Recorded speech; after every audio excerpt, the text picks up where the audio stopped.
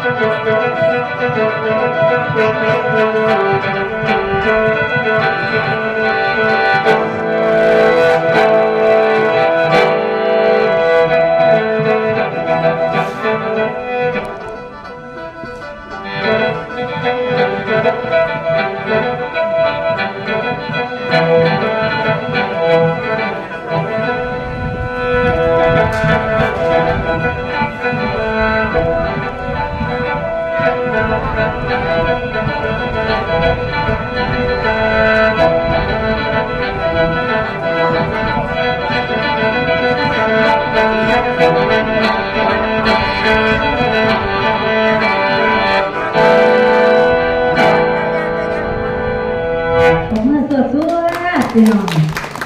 ขอบคุณนะคะมาฟังลงส่งดวงวิญญาณของคุณแม่ย่ายแชมป์คำทูเวียงนะคะ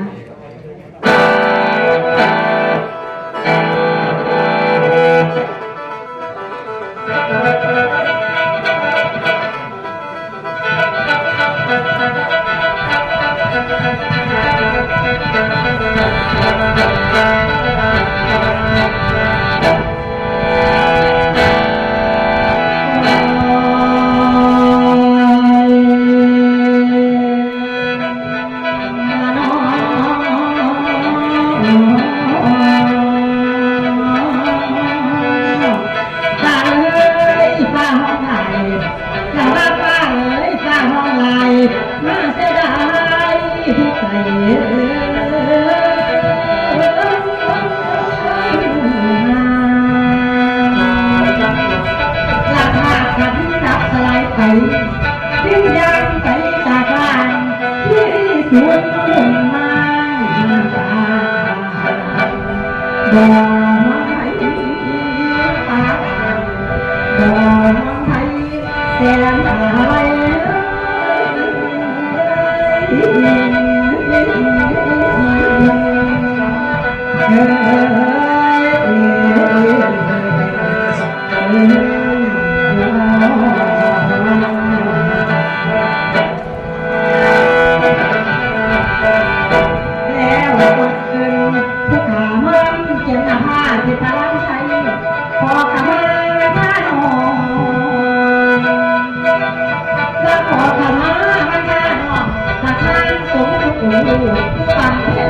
คือใจ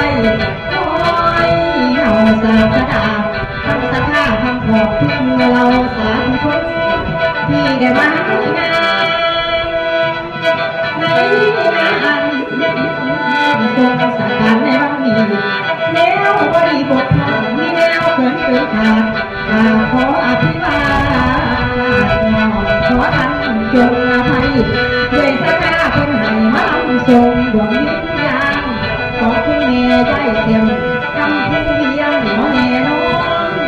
แม่ได้มาลาไข่ตาเฮามาไปเรียนเราบ่มีแววสิขึ้นคลองเด่นกัน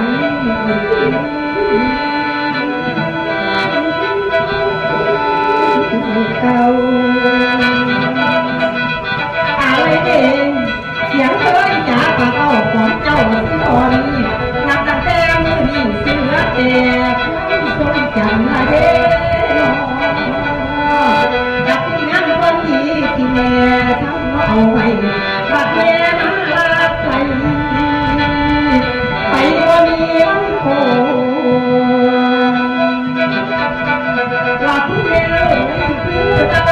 พวง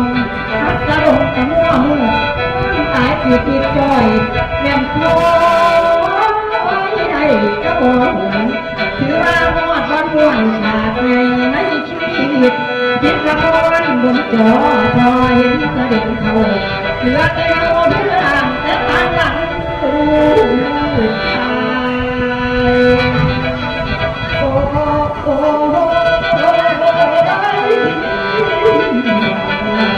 แม่ได้เสมอเหลือแต่เงาเรื่องแต่ทางหลังเ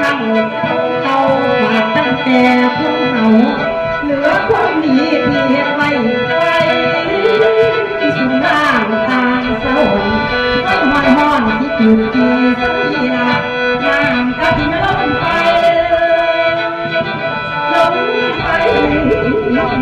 เราคือเป็นเรื่องจริงอันนี้ขอทั้งจังหวะทั้งเป็นแม่แค่เจ็บมาเจ็บตายก่อนชายมีที่คนอีกคนเพราะว่ารู้ว่าอยู่จุดเพราะว่ายิ้มให้ตายก็แยกส่วนใส่แก้วทั้งลูกที่เกิดแล้วก็ต้องทิ้งหวังทางไทยเป็นที่กันทั่วไทยไม่ใจลงสงสารมาถึงกันทุกมาถึงเอาบ่แม่เขาเอาบ่มาถึงมาถึงพอผู้แม่ได้แค่ทำทุกเรื่องหาสายตาฝากคนนี้ถึงไว้ให้สุขสันต์ลูกเจ้าอะไรเจ้าดอกมังหาอยู่ผู้แม่นักขอฟัง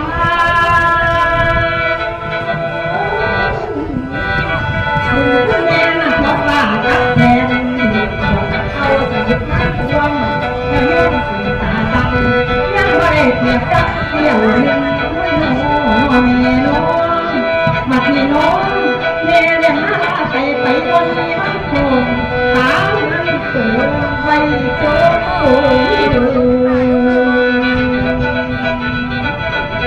นี่น้องอยากพี่น้องพนาทรงพี่น้องไก่พี่น้องไก่ผู้อยู่ไก่เห็นมาเบาสงสารสังขารให้จากบ้านมาเป็นสู่เลี้ยวหัวใจเองแจ่มรักปวดขัดวอนไฟที่เผาราและบนที่ทางที่เป็นร่างประเทศเก่าเลยถือว่าเงินขาดเจ้าน้ำร้อนเจ้าตั้งแต่เปิดน้ำร้อนร้อนที่เกี่ยวกีสีละน้ำกับลมไปที่เราถือเป็นสิ่งละบาทางเดินขอยิ้มแย้มเจ้าจงลอยไปในอากาศไปขาตาแก้วไปแล้วเดี๋ยวมองหลังให้เจ้ามุ่งหน้าตั้งเกิดสู่เรื่องแสนเดินเรียนสวรรค์มาทั้งหมดอย่าบอกว่าทางไปจากคุณตาถึงไทยทำยามาตาเจ้า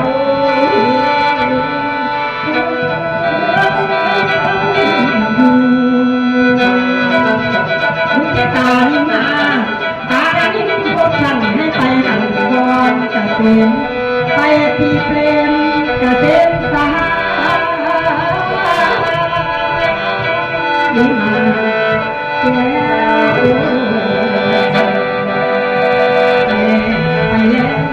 จงไปสู่ที่มา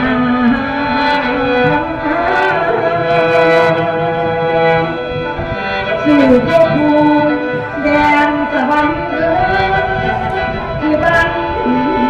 ตายสุขสบายสู่สวรรค์หลังดอนโอ้ยแม่จำเหนื่อย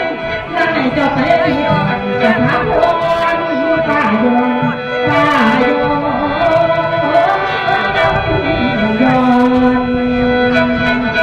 ยิ้มผู้คนแม่ทอดน้ำสู้สู่สวรรค์ให้เป็นน้องตั้งที่หนึ่งยันจะตู่แม่เด้อสองคือดาวมาดึงขาสามนั่งซื้อยาเทพดาว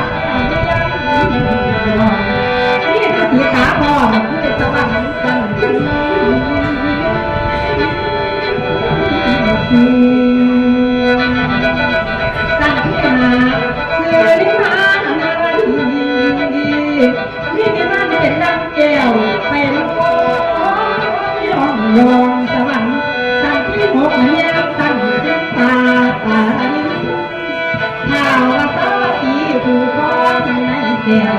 ไปถึงแก้วพายบุญพระคุณให้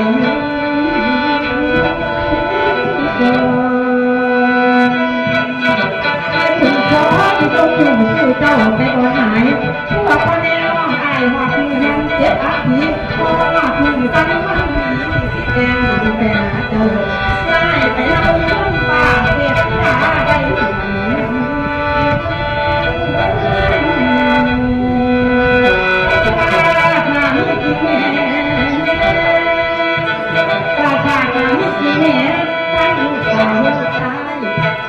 เป็นลูกเต้าของเจ้าแม่เสียตาไปดีเด้อ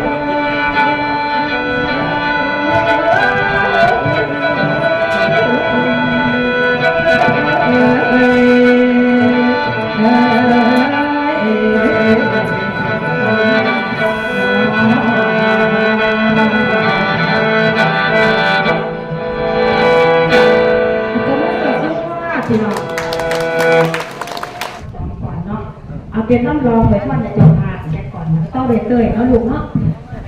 ปลาเก็บผ้า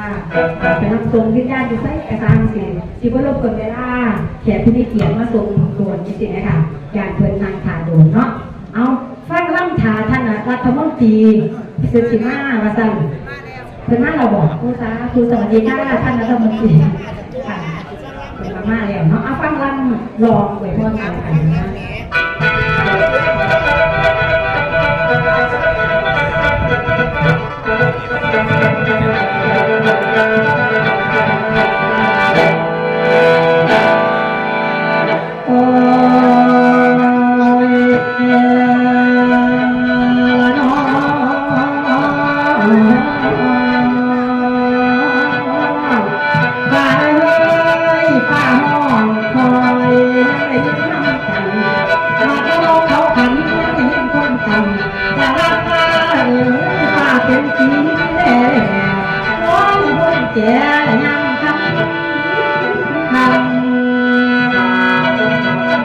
เป็นก้อนเมฆกำลังฝนที่มาอีกแล้วมาถึงฟ้าเสียเจ้าไปใจอ้ายเสียเจ้าแดงเหลือเพียงแค่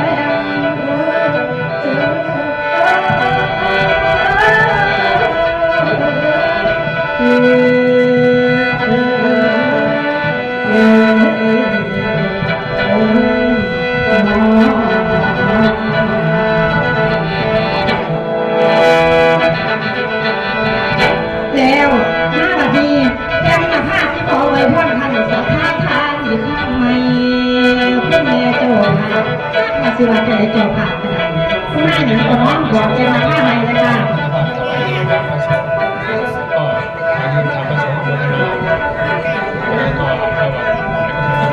มือคุณแม่ยิบไปว่าทำพูดว่าน้องแม่เนาะเราเพิ่งนั้นที่นั่งใจทุกข์แต่เพิ่มในคุณสารทักแจงบุญทั้งไฟที่ไฟคุณคุณแม่ผู้ใจดีศรัทธามีคนในโทษไปหาแจงนะพะด้วยจังยังเป็นมีหลายคุณแม่จะหน้าตาขอบคุณเราคุณแม่เลยบ้านน้องเต็มหน้าผาบ้านน้องแม่แต่พ่อไก่ใบนักมองไปถึงให้เจ้าใส่เลิศเลยให้เจ้าใส่เลิศเลยเป็นห้องพ่อใส่กันเป็นเงาหวังหลังหลอกเย็นลุงเกิดไม่เป็นที่เบื่อใจเป็นใบคุณแม่ลูกเต้าเป็นเต่าดำเลยยังหน้าผาขอไว้พ่อคงเถิดทุกส่วนกระบวนงานศรัทธาท่านทั้งหลายทั้งตายทรงองค์เจ้าอย่าได้มีเต่าประสงค์ใดได้ทำมีอายุฟังนั้นมีสุขังพลังมีสตางค์ใจสื่ออ่านว่าไหวอันนี้สมเจ้าเฮ็ดไว้สมรักสมหวังคุณให้แต่ยาเด้อเสียสตางค์ในทั้งทางในพานเสียงเขาอย่าได้มีสุนเอาประสงค์ไหนได้ปรารถนาสิ่งใดขอให้ได้สิ่งนั้นเจ้าค้าขายไปได้ค้าไงขายหมันเนี่ยมีแต่ยาเด้อเจ้าค้าขายไปได้ค้าไงขายหมันกิจการทั้งโลกทรงแต่ผลดีใดมีกำ เป็นล้านคิดจากการบ้านเงี้ยปลูกเอาไปเจ้าได้ลืมเงี้ยปลูกไม่ใจเจ้าได้ลืมเอาไปขายพ่อข้าเอาล้านใส่กระเป๋าคิดจากการตั้งเป้าคือนายขายหมาคิดจากการตั้งลงส่งแต่ผลดีใด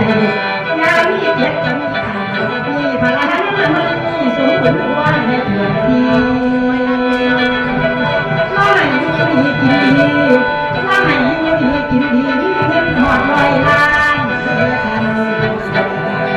ตัวแต่ทานพัฒนาทันตัวทัน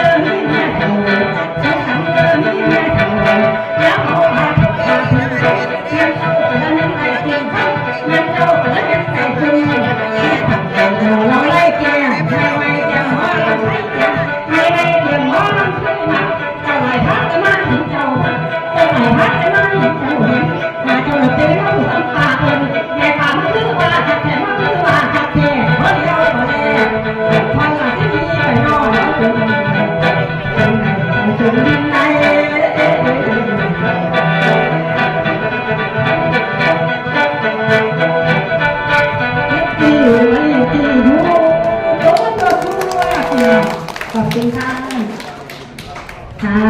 ขอเชิญเลยพิมพ์ใจเพชรพลังชัยออกมาเลยค่ะสิมาล่ำเพื่อนล่ำเดินล่ำเตยมักแนวได้จัดให้พี่ให้น้องเขาฟังถือว่างานนี้เป็นงานพี่งานนอกเนาะทางอำเภอเชียงยืนของเราทางพี่น้องบ้านโน่นสามโอ้เจนภาพขับรถวีมากว่ามันไกลเติบอยู่นี่แหละพระราบุญคุณประสงค์ต่างกลางดงกะวาทงคุณประสงค์ก็สีสางกลางบ้านกะวาคำคุณประสงค์ก็สางกลางบ้านกะวาดงคนที่พี่น้องอันนี้ถือว่าบุญหลายสายยากบุญหอดก่อนมาฟังแบบที่ใจนะคะค่ะก็ขอกราบนมัสการไปยังพระพุทธเจ้าทุกโลกทุกองค์ขอกราบประท่านในงานในวันนี้นะคะและกันทุกท่านที่มาเป็นเกียรติในวันนี้นะคะพิมพ์ใจเองว่า บ่ฝันว่าสิได้มานะคะพอดีเพิ่นโทรมาบอกว่าผ้าน้องแกงมาผ้ามาแน่คิดใจก็เลยได้มานะคะก็ขอแสดงความเสียใจค่ะแต่ตอนนี้ก็เข้ามาทันรายการจักน้อยหนึ่งเพื่อเพิ่มมวลคืนไปนั่งจักหน่อย เพราะว่าท่านนายกท่านทุกท่านที่เป็นเกียรติกับมาเกี่ยวกับท่านรัฐมนตรีกับมาแล้วนะคะก็เลยคิดว่าเอาหลายก่อนนะมาฟังทิมใจมอนแก่กันกันค่ะ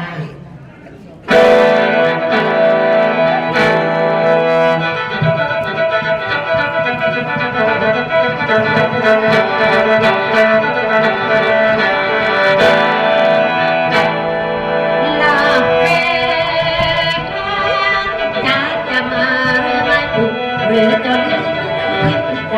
ว่าจะได้น้องมาบัดความรักอะไรทักว่านักการเมืองใหม่น้อยบอกข่าวครับนักบอกเป็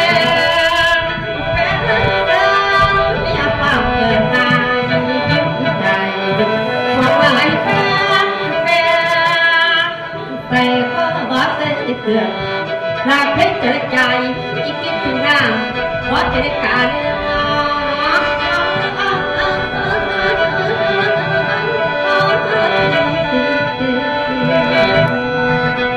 ระหว่างเวทีจะน้ำตาไหลอดตายใครว่าอะไรเป็นเรื่องที่เป็นทางจะไม่ให้ฟังอะไร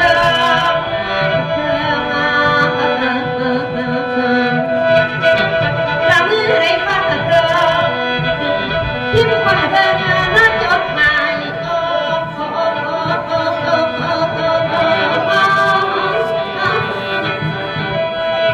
ดูกับพวกนางเป็นผู้ใจแอบคอยไม่อาการผู้ใจไม่อาการขอบคุณท่านนักเป็นที่ยังแน่เป็นกันเรื่อยมาน้องมนต์วิ่งทุกทั้งทีรักเธอเป็นยังไม่ลืมพระพระจากไปก็เป็นตาจากไปก็เป็นตาแต่ใจนี่นายังรักมันยืนยงอารมณ์ที่สานและใจไม่เคยเล่นน้ำใจหนูไม่เคยเลื่อนแต่บุญของหนูเป็นการน้องไม่ได้คนกลางหนูไม่เคยแก้เตือนอดีตยังหลังยังเตือนอดีตยังหลังยังกี่ปีกี่เดือนพิมพ์ก็ยังเหมือนเดิม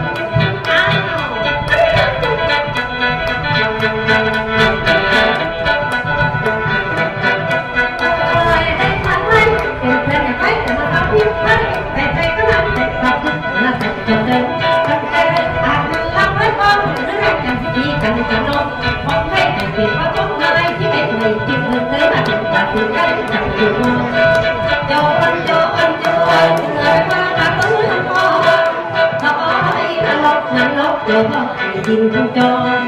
อยู่จะยิงทั้งล้อมีรักตาแดงลงเป็นเช้าก็ต้องจะพอจะเป็นจะนอนหายเป็นนี้ขอขึ้นมาน้ำใจกาพักผ่อนก่อนนะพิษเพราะว่าจากฝันที่ทอจะมาเข้าของกาทั้งนั้นสุดท้ายมันได้ขอกันจงรักจงเสียเดียวแต่จนจนเมื่อแต่จนจนเมื่อเลยจะรู้ไปเป็นจริงเท่ากันทุกวันว่าข้าวกันเนี่ยทุกแต่พอเรากันเกิดกินได้เพราะที่ใจหน่อยเราบัดอย่างนั้นคนแม่จำตัวจำบัดอย่างกระสุนเอิ้นดูแต่จะไม่ดูจะไม่ดูวันนี้จะกันมา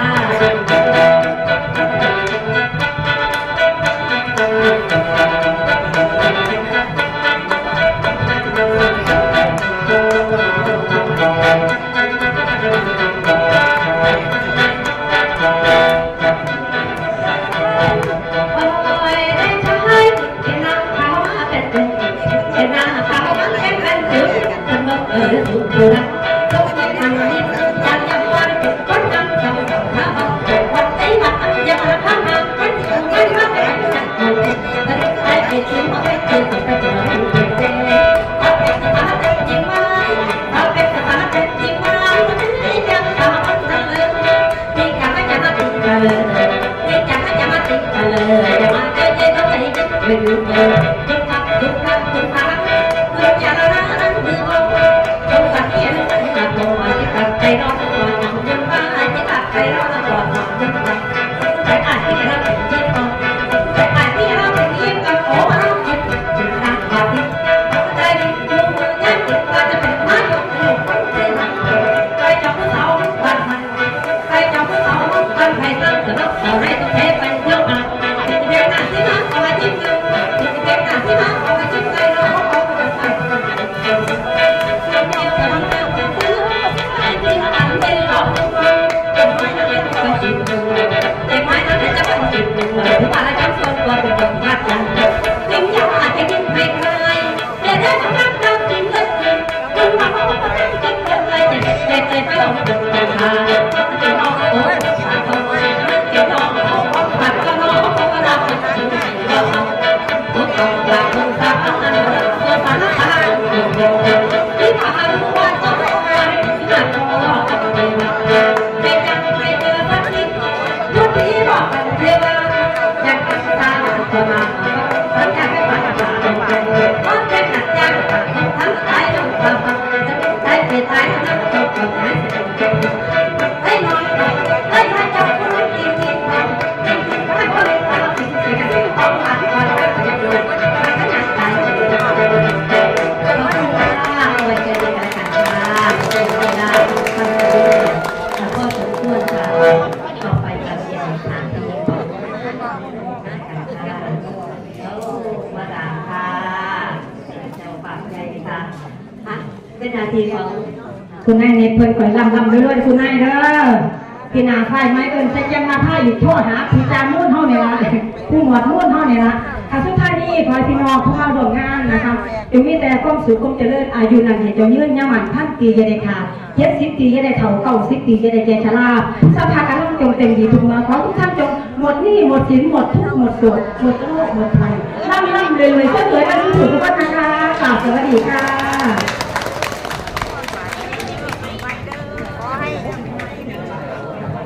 ครับนั่นคือพิธีรำส่งดวงวิญญาณนะครับ ซึ่งโดยคุณนายแจ่มนภาเพชรพระรามชัยนะครับศิลปินมรดกอีสานนะครับสาขาศิลปะการแสดงปี 2566 นะครับพร้อมกับคุณนายพิมพ์ใจเพชรพระรามชัยนะครับทั้งสองท่านนะครับก็ขอกราบขอบพระคุณเป็นอย่างสูงครับ